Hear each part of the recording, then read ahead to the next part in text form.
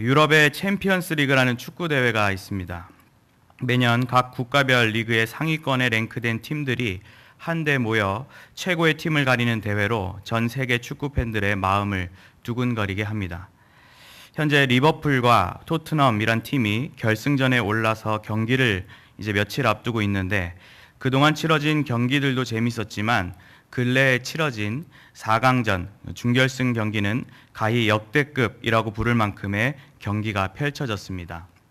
먼저 리버풀이란 팀은 세계 최고의 클럽인 바르셀로나를 상대하여 1차전 원정 경기에서 3대 0으로 대패하고 거의 포기하는 분위기였지만 2차전 홈 경기에서 기적적으로 4대 0으로 승리를 거두므로 극적 결승행을 일궈냈습니다.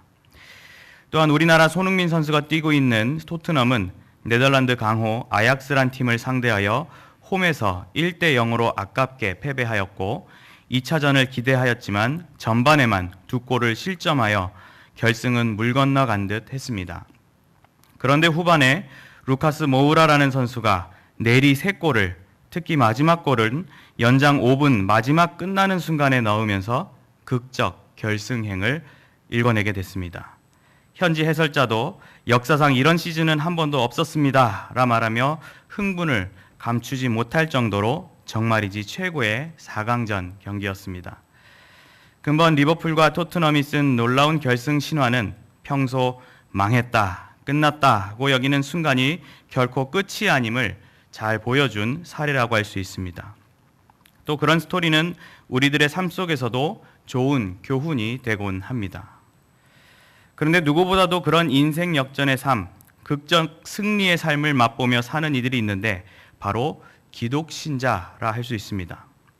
특별히 오늘 본문 미가 선지자가 활동했던 시대에도 모든 것이 망한 것 같지만 결코 망하지 않았다는 사실이 숨겨진 보물과 같이 우리에게 전해지고 있습니다.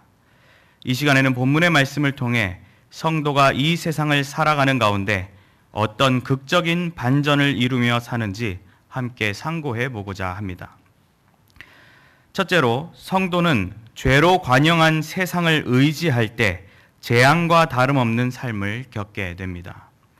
다 함께 1절에서 6절까지 합독하겠습니다. 재앙이로다 나여, 나는 여름 과실 딴 후와 포도를 거둔 후 같아서 먹을 포도송이가 없으며 내 마음에 사모하는 처음 익은 무화과가 없도다. 경건한 자가 세상에서 끊어졌고 정직한 자가 사람들 가운데 없도다. 우리가 다 피를 흘리려고 매복하며 각기 그물로 형제를 잡으려 하고 두 손으로 악을 부지런히 행하는도다. 그 지도자와 재판관은 뇌물을 구하며 권세자는 자기 마음의 욕심을 말하며 그들이 서로 결합하니 그들이 가장 선한 자라도 가시 같고 가장 정직한 자라도 찔레 울타리보다 더하도다. 그들의 파수꾼들의 날 곧 그들 가운데 형벌의 날이 임하였으니 이제는 그들이 요란하리로다. 너희는 이웃을 믿지 말며 친구를 의지하지 말며 내 품에 누운 여인에게라도 내 입의 문을 지킬지어다. 아들이 아버지를 멸시하며 딸이 어머니를 대적하며 며느리가 시어머니를 대적하리니 사람의 원수가 곧 자기의 집안 사람이리로다. 아멘. 미가 선지자는 지금 상황을 표현하기로 재앙이로다 나여라고 합니다. 이는 미가 선지자 자신이 큰 슬픔 속에 있음을 솔직하고도 극적으로 표현한 것임을 느낄 수 있습니다. 그에게 어떤 재앙과 같은 상황이 임한 것이기에 이토록 슬퍼하고 있는 것이겠습니까? 미가 선지자가 본 재앙을 몇 가지 살펴볼 수 있습니다. 재앙이로다, 이는 먼저 과일 경작에 결실이 없음에 대한 토로에서 나타납니다. 당시에는 여름 과일 열매를 거두는 것이 연중 마지막 수확으로 8월 말과 9월에 이루어진다고 합니다. 그때 수확한 과일은 겨울 몇 달 동안 말려서 먹는 일종의 비상식량과 같이 매우 귀한 식품으로 쓰이게 됩니다. 그런데 여름 과일을 딴 후와 포도를 거둔 후 같아서 먹을 포도송이가 없으며 내 마음에 사모하는 처음 익은 무화과가 없도다. 즉 결실이 없는 절망적인 상황을 맞이하였음을 토로합니다. 더욱이 무화과는 미가 선지자의 마음에 사모하는 과일이라고 언급합니다.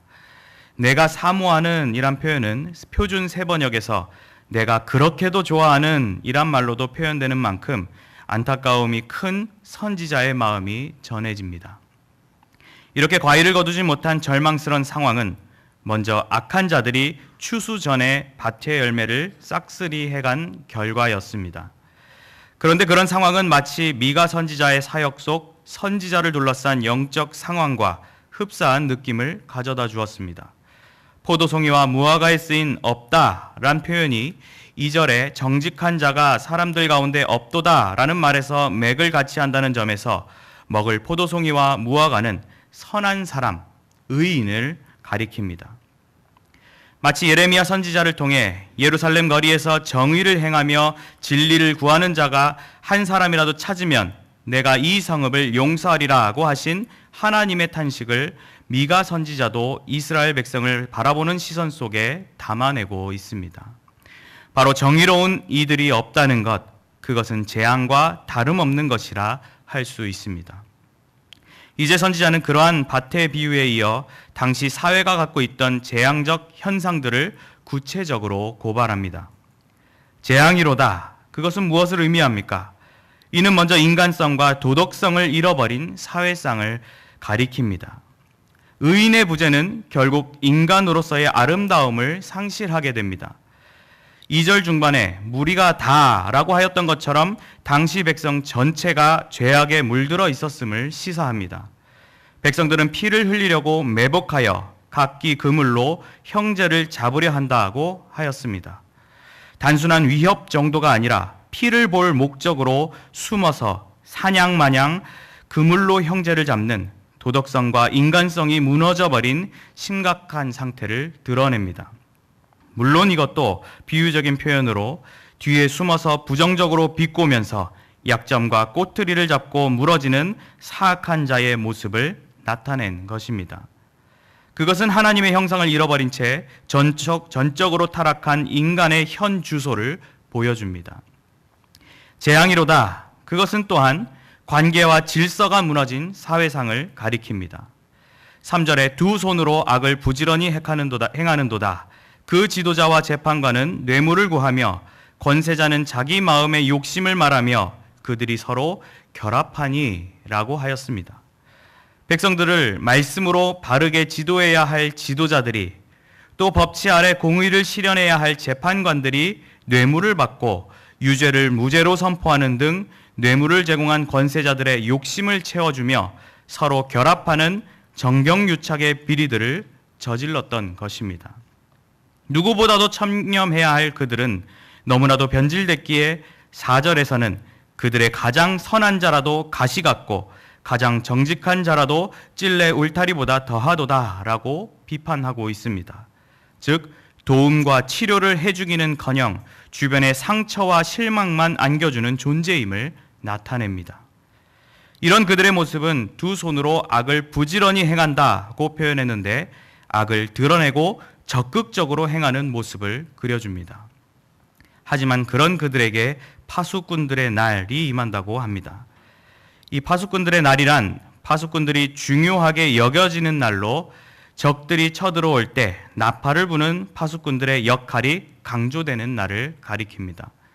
즉 그것은 국가가 침략과 전쟁을 당하는 날로 사실상 통치자, 권세자들에게 있어서는 형벌의 날, 절망의 날을 가리킵니다. 국가 안보와 방위는 안중에도 없기 때문에 침략과 전쟁 앞에 요란, 즉 당황하고 속절없이 무너지며 포로가 되는 것이 그들이 맞이할 결과였습니다.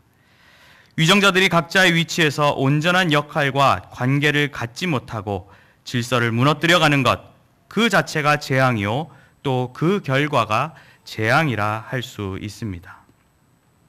재앙이로다. 그것은 결과적으로 신의와 신앙이 사라진 사회상을 가리킵니다.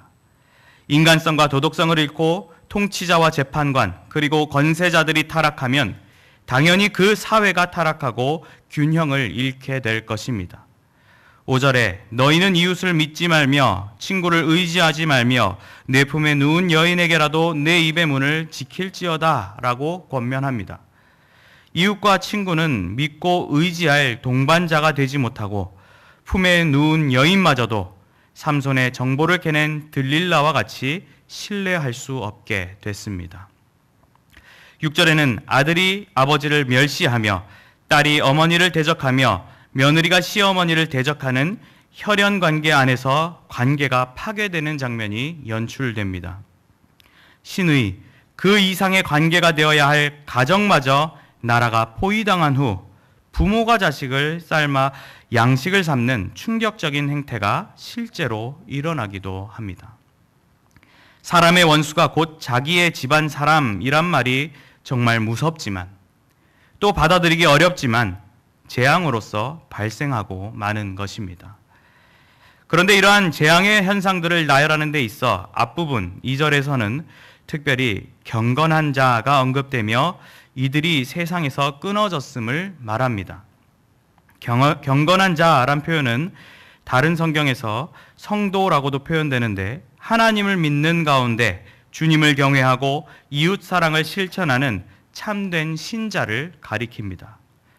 즉, 이 모든 재앙의 가장 근원적인 문제로 참된 신앙을 소유한 성도가 없기 때문에 가정과 사회가 무너지고 온 국가가 재앙을 당하는 결과를 초래했다는 것입니다. 바로 신의 그리고 신앙이 없는 세상은 무서운 재앙과 직결되고야 마는 것을 우리는 깨달을 수 있습니다. 오늘 본문을 찬찬히 읽어보면 지금 이 땅 대한민국에서 일어나고 있는 여러 가지 사건들이 본문의 모습과 참으로 흡사하고 가히 그것을 재앙이라 불러도 이상할 것이 없는 것 같습니다. 정치적으로, 경제적으로 앞설 수만 있다면 비방과 거짓말, 선동 등 수단과 방법을 가리지 않고 상대를 음해하며 무너뜨리고야 마는 것이 지금의 사회상입니다. 교육과 언론, 인터넷에는 이미 진실을 덮어버린 거짓의 내용들이 가득하고 떼쓰고 폭력을 휘두르면 원하는 것을 쟁취할 수 있는 시대를 살고 있습니다. 인간성과 도덕성은 소위 보여주기에서 그칠 뿐 그 내면은 추악한 얼굴을 지니고 있습니다. 위정자들은 비리와 무책임을 일삼고 재판부는 어느새 정치적 도구가 되어 공의의 실현이란 사명을 저버리는 듯 합니다. 인사청문회에는 자신이 그토록 청렴한 듯 내밀었던 기준과 까다로운 절차를 무너뜨리면서까지 자기 사람을 추천합니다. 표를 얻기 위한 무분별한 복지와 정책들이 남발하는 가운데 국가 경제는 기울어져 가고 있습니다. 또 주적인 북한은 핵미사일 위협을 하고 있음에도 군인들은 군 기강이 해이해진 가운데 호국 정신은 사라져 가고 있습니다. 그럼에도 이 나라는 나아진다, 평안하다, 안전하다 합니다. 자신의 온전한 사명과 역할은 망각한 채 관계와 질서가 무너지고 도움과 치료보단 고통과 피해만 안겨주는 것이 국가의 현 주소인 것입니다. 말 그대로 두 손으로 악을 부지런히 행하는 그런 시대를 우리는 살고 있습니다. 그러한 사회상은 가까운 인간관계와 심지어 가정에까지 영향을 주고 있습니다. 믿었던 사람, 가까운 사람에게 배신, 사기를 당했다는 사람이 수두룩하고 이제 이웃 사촌이란 말이 무색할 만큼 이웃과 교류가 없으며 층간소음 문제 따위로 살인도 일어나는 시대입니다. 재산 문제로, 자존심 문제로 가족이 서로 대적하고 고소도 하며 자식이 부모를, 부모가 자식을 살해하기까지 하는 반인륜적인 행태가 벌어집니다. 이것이 재앙이 아니고 무엇이겠습니까? 재앙은 최악의 징계입니다. 고통이자 멸망이며 그 안에 있으면 절망뿐입니다. 하지만 세상은 10가지 재앙을 당하면서까지 완악함을 꺾지 못했던 바로 왕과 같이 고집과 죄악으로 버틸 뿐입니다. 그런데 놀랍게도 많은 이들이, 그리고 신자라 하는 이들이 그런 재앙으로 가득한 세상을 따르고 의지하려 합니다. 인간의 이성과 과학, 그리고 문화와 유행 등이 최고의 답인 양 추구하며 살아갑니다. 바로 이럴 때 기독 신자들이야말로 세상을 따르지 말고 상황을 올바르게 직시한 가운데 합당한 자세를 겸비해야 합니다. 많은 이들이, 또한 신자들 가운데서도 대통령의 이름에 재앙이란 단어를 붙이며 지금의 힘든 상황을 위정자 탓, 세상 탓을 합니다. 물론 가장 직접적인 이유는 그럴 것이고 저도 나라의 소식들을 듣고 있으면 화가 치밀어 오르기도 합니다. 하지만 우리는 그보다 먼저 나 자신이 세상의 유일한 소망인 것과 그만큼 나의 영적 사명과 책임 그리고 영향력이 크다는 점을 잊어서는 안 됩니다. 오늘 선지자는 이러한 재앙이 임하는 이유로 열매와 같은 성도의 부재와 경건한 자가 세상에서 끊어진 것을 먼저 언급하였습니다. 경건한 자, 거룩한 자는 찾아볼 수 없는 것이야말로 재앙인 것입니다.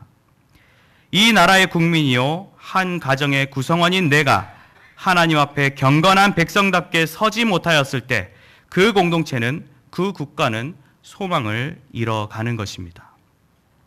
내가 경건에 이르기를 힘쓸 때 물론 미움과 박해도 따르겠지만 끝까지 견디는 나를 어두운 세상 속 노아와 같이 구속사의 수단, 소망적 존재로 사용하신다는 사실을 기억하시기 바랍니다.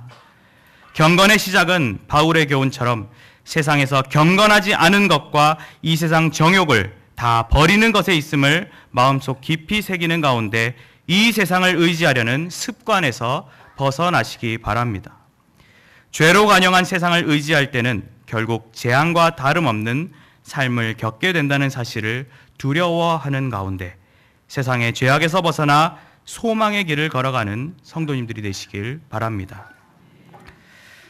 둘째로 성도는 영광으로 가득한 하나님을 바라볼 때 구원과 부흥의 복을 누리게 됩니다. 다 함께 7절에서 13절까지 합독하겠습니다. 오직 나는 여호와를 우러러보며 나를 구원하시는 하나님을 바라보나니 나의 하나님이 나에게 귀를 기울이시리로다.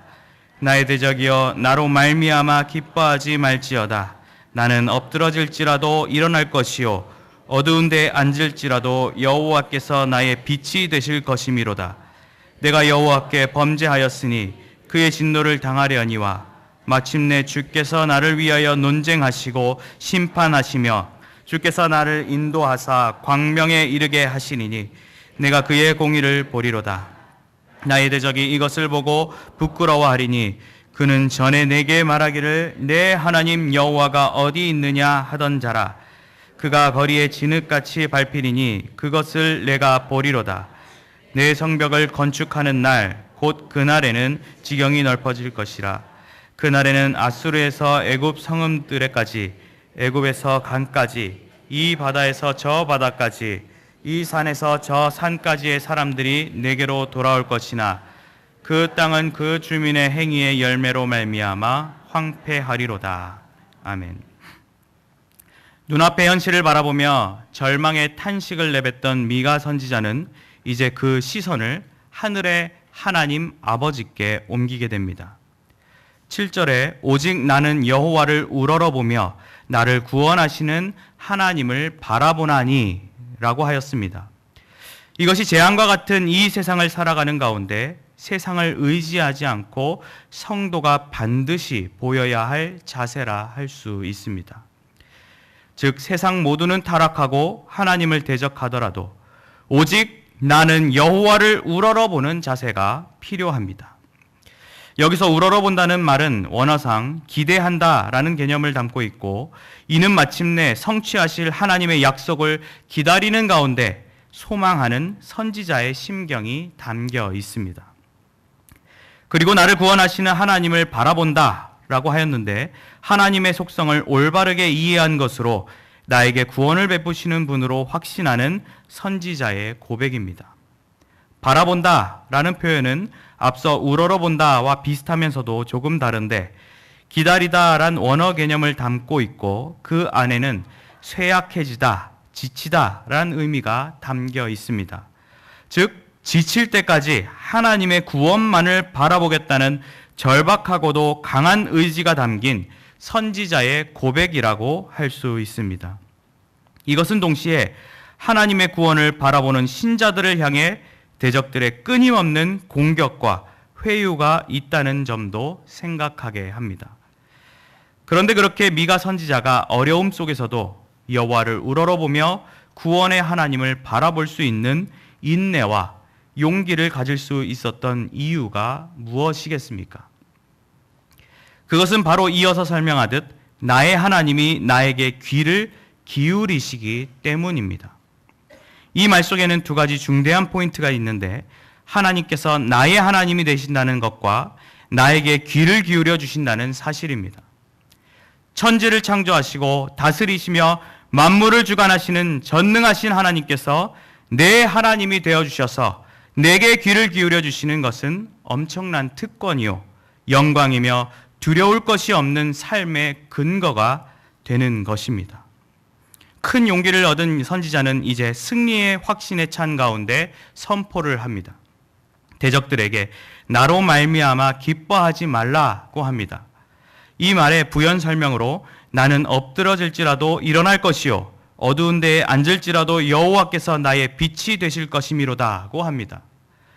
이 말은 비록 전쟁에서 패하고 포로 생활을 맞이하여 어두운 옥살이를 하게 될 것이지만, 그런 상황 속에 소망의 빛이 되시는 하나님의 능력을 자랑하는 것입니다. 그리고 9절의 표현대로 그러한 패배와 포로 생활은 결코 대적들이 강하고 훌륭해서가 아니라 오로지 내가 여호와께 범죄하였기 때문임을 분명히 밝힙니다. 이는 대적들을 결코 두려워할 것이 없는 이유와 나의 죄는 철저하게 회개할 줄 아는 자세를 우리에게 보여줍니다. 그러한 범죄로 마땅히 진노를 당하였지만 마침내 주께서 나를 위하여 논쟁하시고 심판하시며 결국 광명으로 인도하심으로 주님의 공의까지 보게 된다고 합니다. 참으로 소망이 되지 않습니까? 진노를 당해야 할 범죄자인 나를 위해 일하시는 하나님의 손길은 지금의 우리를 위해 일하시는 보혜사 성령님의 역할이 떠오르기도 합니다. 신자는 자신을 위하여 변호해 주시고 위로해 주시는 성령님의 도우심 속 예수님의 십자가 공로로 대반전의 심판을 받아 천국으로 인도되는 복을 받아 누리는 존재이기 때문입니다. 이제 승리는 기울었고 선지자는 대적자들의 당황과 멸망만이 남았음을 말합니다. 대적자들은 백성들의 회복을 보며 할 말을 잃고 부끄러움을 느끼게 될 것입니다.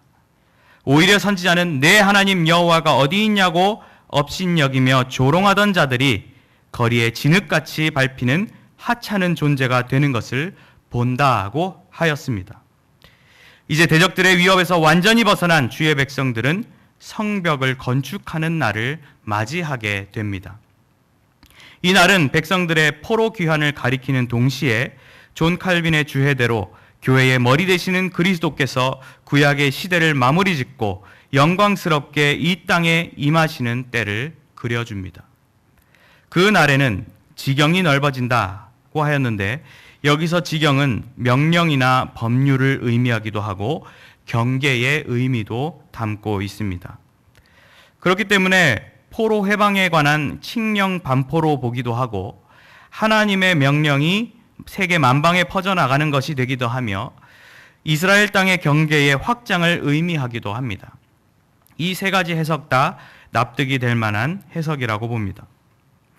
그리고 12절에 보면 그날에는 아수르에서 애굽 성읍들에까지, 애굽에서 강까지, 이 바다에서 저 바다까지, 이 산에서 저 산까지의 사람들이 내게로 돌아올 것이라고 합니다.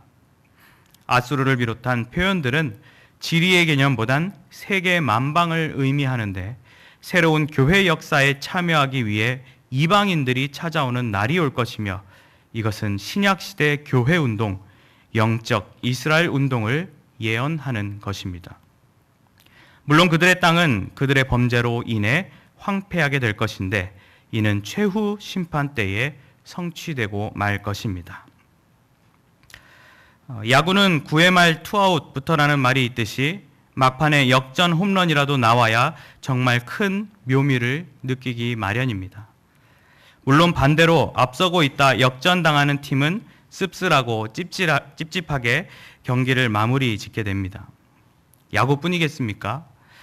지난 주일 교구친선 농구리그 개막전에서 화곡교구가 제가 맡고 있는 방공산마교구를 4쿼터에서 10점을 뒤집어 역전했을 때 화곡교구는 환희로 가득했고 저희 쪽은 아쉬움의 한숨만 가득했습니다. 진심으로 축하드립니다. 아무튼 이런 스포츠에서 느끼는 감정은 일시적이지만 우리의 인생과 역사 속에 일어나는 큰 일들이 그러하다면 너무나도 기분 좋을 것입니다. 그런데 실제로 그렇습니다. 오늘 말씀처럼 우리 인생을 향한 하나님의 계획도 아주 짜릿하고 흥분되는 역전의 결과들로 준비되어 있습니다. 내 삶의 모습이 재앙 같고 내 가정에 사는 모습이 재앙 같으며 내 관계, 내가 사는 사회, 국가가 정말이지 재앙과 다름없다는 근심이 가득할 때 우리는 결코 낙심하고 절망해서는 안 됩니다. 오늘 미가 선지자가 승리의 쾌감을 맛보게 된 계기가 무엇이었습니까?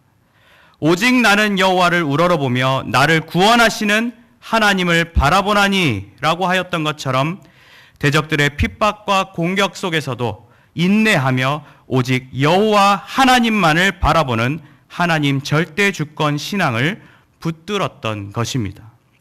이미 주님께서는 세상을 이기신 분이시고 또 우리를 사랑하심으로 넉넉히 이기는 승리를 안겨주시는 분이기에 우리는 담대함을 가지고 결국 승리자의 면류관을 얻고 말 것입니다. 그저 우리는 예수 그리스도로 말미암아 우리에게 승리를 주시는 하나님께 감사하는 절대 신앙과 감사의 삶을 살아가면 되는 것입니다. 그렇게 순전히 하나님만 바라보며 나아간다면 단순한 승리를 넘어서 지경이 넓어지고 이방인들이 절로 찾아오는 구원의 역사가 우리와 교회를 통해 이루어지고 말 것입니다. 한숨 쉬며 고개를 숙인 패배자의 모습을 보이지 마시기 바랍니다. 잠시 당하는 환난과 고통 앞에 결코 무너지지 마시기 바랍니다.